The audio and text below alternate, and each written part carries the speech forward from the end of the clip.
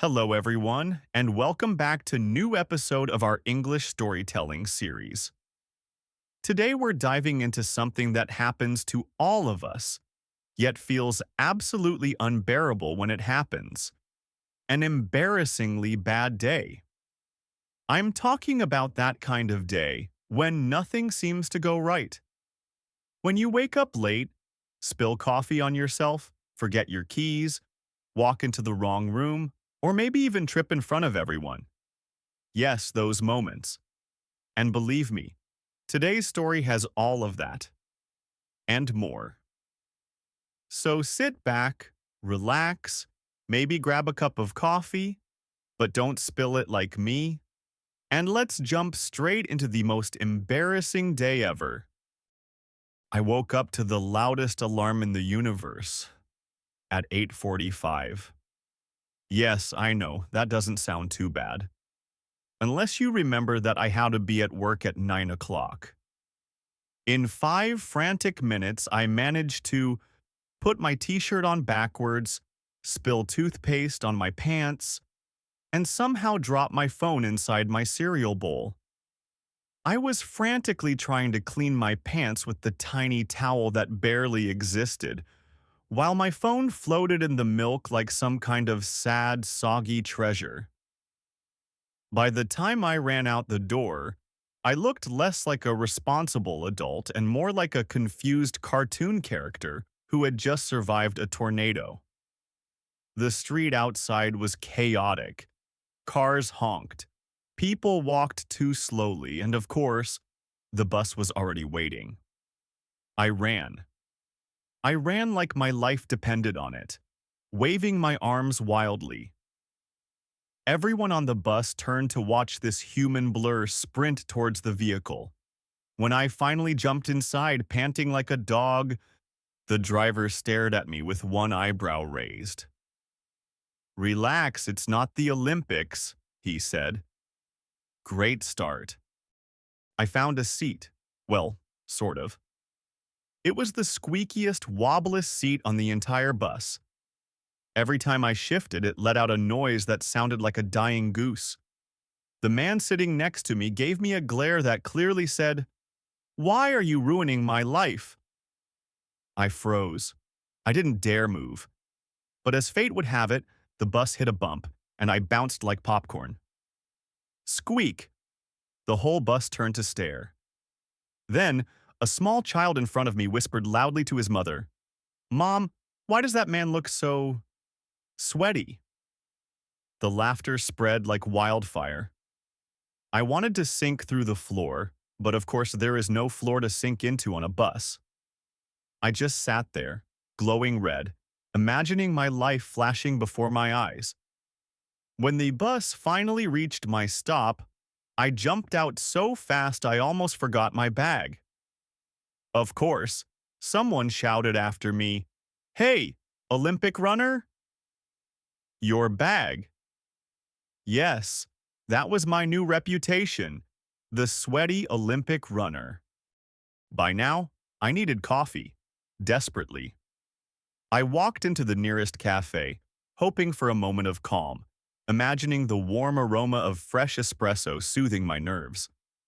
I ordered quickly and grabbed my cup. Finally, I thought, some good luck today. But life laughed at me. As I turned to find a table, a stranger bumped into me, and the coffee leapt from the cup like it had a mind of its own. Right onto my shirt.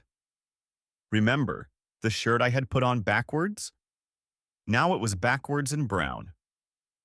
I bolted to the bathroom, tiny airdryer in hand, flapping my shirt like a penguin trying to fly. People walked in, saw me, and walked out without a word. I imagined them texting their friends. "You will not believe the guy in the bathroom. He's flapping." When I returned, the barista kindly handed me a new coffee. I took it, determined not to spill this one. And of course, as soon as I walked outside, a pigeon decided to investigate my hair.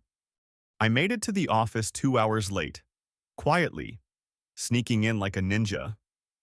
That didn't last long. The door creaked loudly.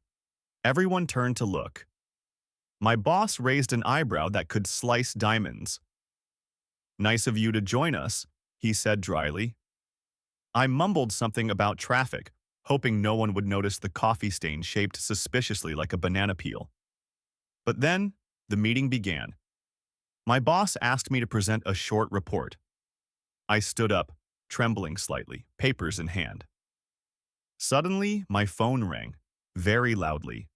And what song was playing? Not a calm ringtone, not a beep. The chicken dance. The room erupted in laughter. I froze. My face felt like it could combust. I scrambled to turn it off, dropped it, and the chicken dance continued, echoing against the walls like some cruel comedy soundtrack. Someone started humming along. The laughter continued for a solid minute. I wished I could sink into the floor. Instead, I tried to laugh nervously, which made me look like a maniacal cartoon villain. By lunch, I thought the worst had passed. I stepped outside to breathe, sitting on a park bench to regain my dignity. Then it happened. A bird, of course a bird, decided to relieve itself right on my shoulder. I froze, looking down at the mess, then up at the sky as if pleading with the universe. People walking by tried not to laugh, but I could hear the chuckles. I thought, this is it. The universe has a sense of humor, and I'm the punchline. When I finally got home, I collapsed on my couch, staring at the ceiling, exhausted. And then I laughed. Hard. Because really, what else could I do? And that, my friends, was the most embarrassing day ever. It felt like a disaster at the time, but now it's pure comedy. That's the beautiful thing about embarrassing moments.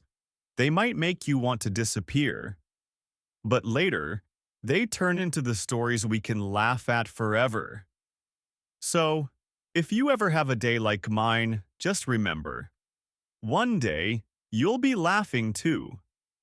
Maybe even telling it on a podcast. Thanks for listening.